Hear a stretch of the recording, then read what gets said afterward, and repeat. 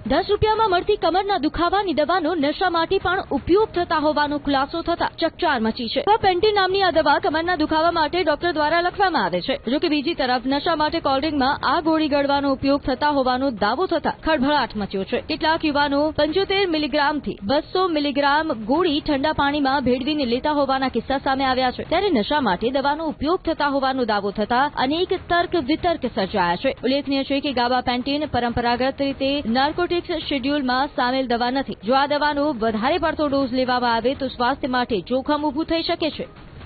ગાબાપેન્ટીન કરીને જે દવા છે એ મેક્સિમમ લોકો ઓર્થોપેડિક લોકો લખતા હોય છે કે જે કમરના પેઇનની અંદર આ દવા વપરાય છે કે કોઈ નસ દબાતી હોય એને એ સ્લોલી ધીરે ધીરે પણ ડોક્ટર આ લીધા પછી ડોક્ટર સ્પેસિફિકલી કહેતા હોય છે કે બને તો રાત્રે જ્યારે સૂઈ જાઓ અને સવારમાં ઉઠો કે વોશરૂમ જવા પણ ઉઠો તો 5 મિનિટ પથારીમાં બેસી રહેવાનું, કારણ કે એનાથી ખૂબ ચક્કર આવતા હોય છે।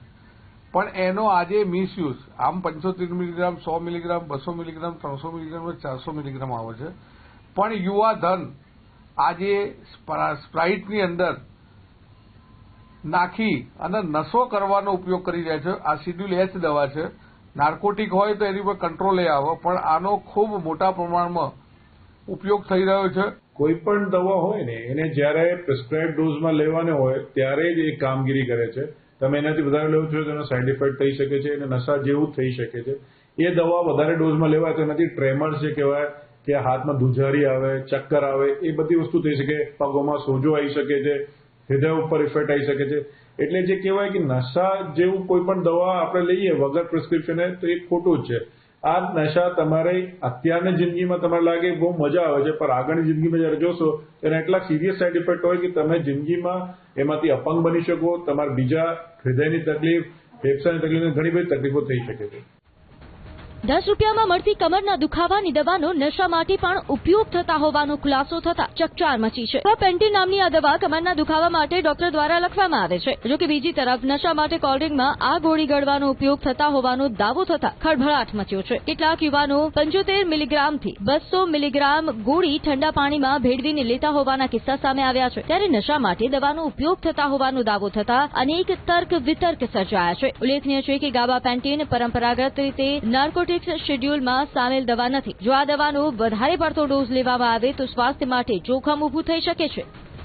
ગાબાપેન્ટીન કરીને જે દવા છે એ મેક્સિમમ લોકો ઓર્થોપેડિક લોકો લખતા હોય છે કે જે કમરના પેઇનની અંદર આ દવા વપરાય છે કે કોઈ નસ દબાતી હોય એને એ સ્લોલી ધીરે ધીરે પણ ડોક્ટર આ લીધા પછી ડોક્ટર સ્પેસિફિકલી કહેતા હોય છે કે બને તો રાત્રે જ્યારે સૂઈ જાઓ અને સવારમાં ઉઠો કે વોશરૂમ જવા પણ ઉઠો તો 5 મિનિટ પથારીમાં બેસી રહેવાનું, કારણ કે એનાથી ખૂબ ચક્કર આવતા હોય છે।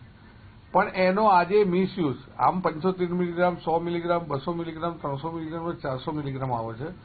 પણ યુવાધન આજે સ્પ્રાઇટની અંદર નાખી અને નશો કરવાનો ઉપયોગ કરી રહ્યા છે। આ શેડ્યુલ એચ દવા છે, નાર્કોટિક હોય તો એની પર કંટ્રોલ આવે, પણ આનો ખૂબ મોટા પ્રમાણમાં ઉપયોગ થઈ રહ્યો છે।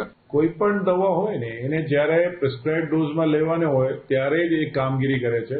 તમે એનાથી વધારે લેવો છો તો એનો સાઇડ ઇફેક્ટ થઈ શકે છે અને નશા જેવું થઈ શકે છે। એ દવા વધારે ડોઝમાં લેવાય તો એનાથી ટ્રેમર જે કહેવાય કે હાથમાં ધુજારી આવે, ચક્કર આવે, એ બધી વસ્તુ થઈ શકે। પગોમાં સોજો આવી શકે છે, હૃદય ઉપર ઇફેક્ટ આવી શકે છે। એટલે જે કહેવાય કે નશા જેવું કોઈ પણ દવા આપણે લઈએ વગર પ્રિસ્ક્રિપ્શને તો એ ખોટું જ છે। આ નશા તમારે અત્યારની જિંદગીમાં તમારે લાગે બહુ મજા આવે છે, પણ આગળની જિંદગીમાં જયારે જોશો ત્યારે એટલા સિરિયસ સાઇડ ઇફેક્ટ હોય કે તમે જિંદગીમાં એમાંથી અપંગ બની શકો, તમારે બીજા હૃદયની તકલીફ, ફેફસાની તકલીફ, ઘણી બધી તકલીફો થઈ શકે છે।